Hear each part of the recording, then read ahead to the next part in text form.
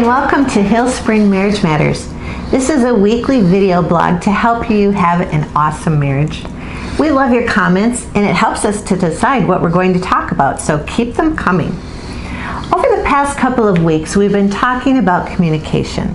Effective, meaningful, and honest communication is key to building emotional intimacy and avoiding conflict, as well as resolving conflict. Last week, we introduced the tool that we use in our mentoring of couples. It helps you to understand how to better communicate based on each other's natural tendencies. Today, we want to unpack those personalities a bit more and provide some guidelines on how best to communicate. As we talk about each personality type, think about which ones you seem to be most like. Pay attention to you and your spouse can learn how best to communicate based on your personality. Again, we want to remind you that if you want to take the actual Connect assignment from Strong Marriages, you can email us at hillspringmarriagematters@gmail.com. Connect assignment? Did I say that?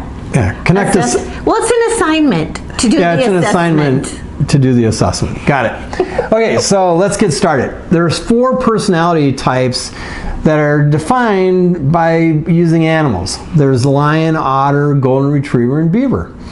It's rare, but it's not impossible for someone to be a purebred. That is, they're 100% of one of the personality types.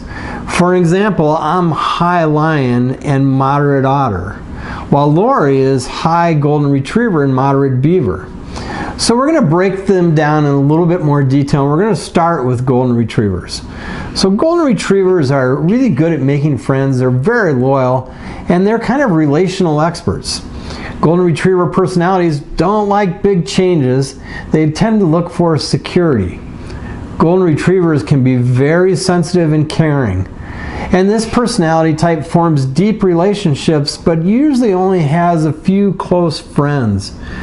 Golden retrievers want to be loved by everyone, and they look for appreciation.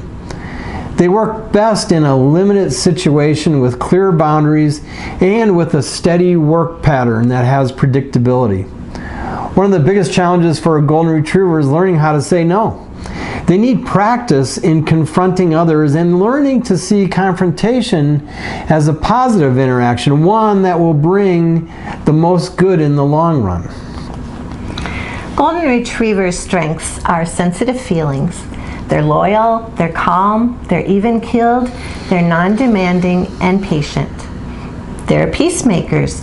Golden Retrievers hate confrontation. They enjoy routine, they dislike change, they're warm and relational, they're accommodating, they're sympathetic, and they're good listeners. Golden Retrievers have some challenges, though, as well. They're easily hurt, and they can miss opportunities. At times, they can lack enthusiasm, which can be construed by others as being non-supportive.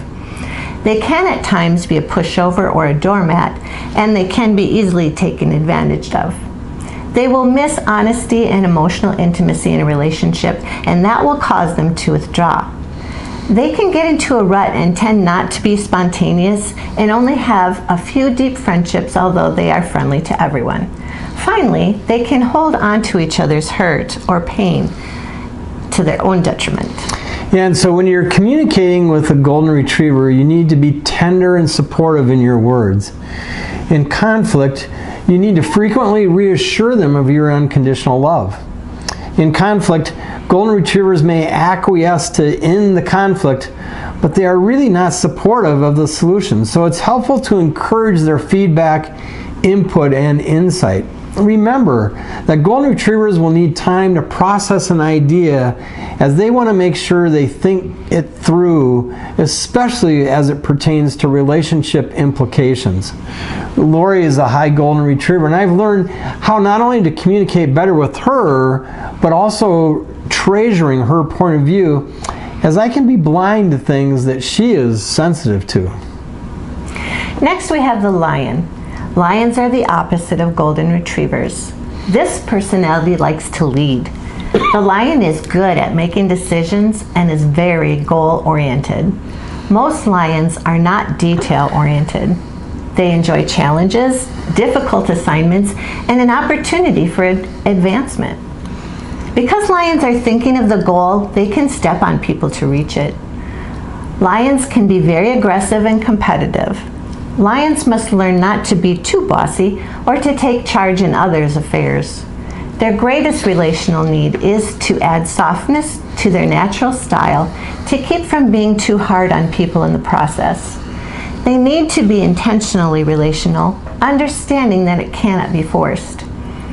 Meaningful decisions and projects take time. It's a discipline for a lion to be patient with this process and to take the time to bring others along, rather than making unilateral decisions that others will just have to live with. Lions' strengths are they're a problem solver. They can be bold and direct in their communication. They are a decision maker and can be strong-willed at times. They tend to be independent, self-reliant, and action-oriented, and very persistent. They like to take charge as they're also very confident, enterprising, and competitive. Lions have some things they need to work on and be aware of when they're interacting with others. They can come across as being too bossy or insensitive. They're often not thoughtful of others' wishes. Lions can be stubborn and therefore avoid people and seeking help. At times they can be inflexible, relentless, and unyielding about their ideas and vision. Lions at times will be too direct or demanding, which spills into being pushy and impatient. Lions, at times are going to overlook feelings and may come across as being cocky. This can be also perceived as being just flat out cold-hearted. When interacting with lions, make sure you present the issue that you would like them to solve. Don't spend time on details or on people's feelings. Provide facts and data to support your point of view, but don't go too deep. Don't take their aggressiveness or their seeming lack of empathy personally. They will respond to direct asks. For an example, Kurt is a high lion, so when I need him just to listen, I will tell him that before I explain my situation or tell him what's on my mind. Lions feel valued when they can solve a problem. Communicating with lions requires direct and concise conversation. Lions can easily lose interest if there is not a clear end in sight. Simply put, too many words that don't contribute to a salient point can make their head explode. Well, not really, but close. So the next personality type that we want to talk about are beavers. So, you heard the phrase busy beavers. So beavers are organized and administrative. Beavers tend to think there's a right way to do everything, and they want to do it exactly that way. Beavers' personalities are very creative. They desire to solve everything and to take their time and do it right. They must learn how to relax and allow projects to remain undone or to be done in a less than perfect way, or more specifically, in a way that's different than how they would have done it. Beavers don't like sudden changes. They're very hard on themselves and need reassurance. Beavers are perfectionists, detailed, and enjoy instructions. They have a desire to be accurate, precise, concise, and predictable. They can be very practical, but yet sensitive and conscientious. Beavers are discerning, reserved, and very orderly.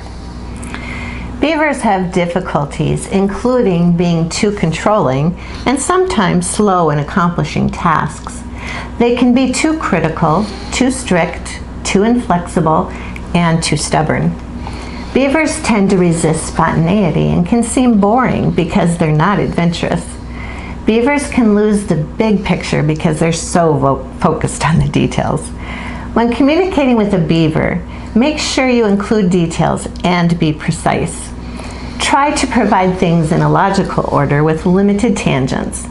Beavers enjoy being able to organize an outcome and look forward to getting marching orders which they can align to. When there's a lack of detail, beavers will have a lot of questions, so be patient as they collect the information they need to feel comfortable. Beavers need reassurance, easy for me to say, and encouragement frequently because of their perfectionistic tendencies. Okay, in my opinion, we've saved the best for last. Of course you would think that, you otter, you. Well, I need the otter in me to offset my overbearing lion.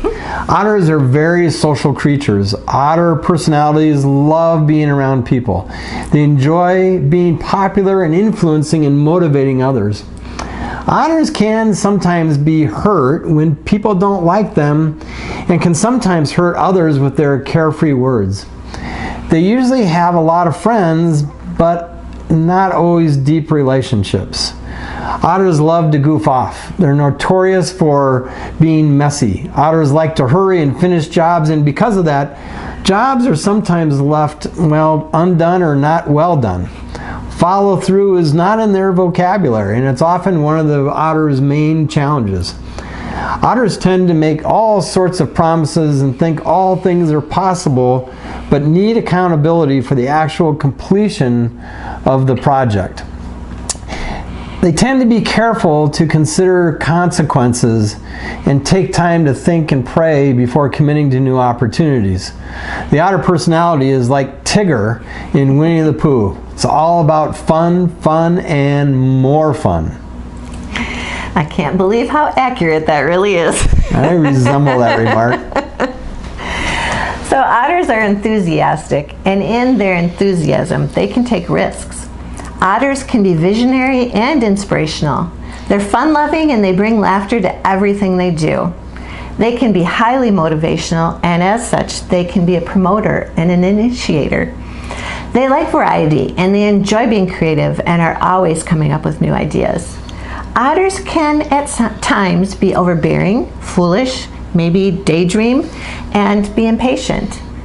They can seem not too serious and sometimes even obnoxious with their persistent need to make jokes and have fun.